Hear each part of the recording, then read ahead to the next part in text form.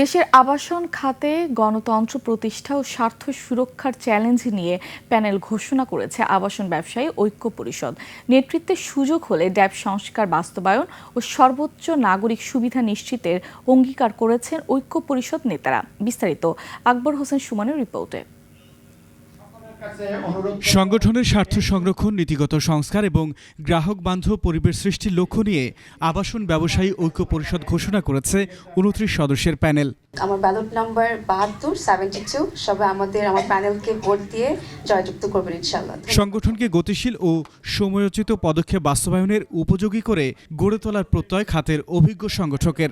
যেটা interim government পাশ করে গিয়েছে সেটার মধ্যে কিছু শর্টকামিংস বা ত্রুটি রয়ে গেছে, সেগুলোকে ইনশাআল্লাহ আমরা যদি দূরীভূত করতে পারি, অবশ্যই একটা ভালো ড্যাব এবং ঢাকা মহানগর ইমারত বিধিমালা আপনাদেরকে আমরা উপহার দিতে পারবো, এটা আমাদের অঙ্গীকার।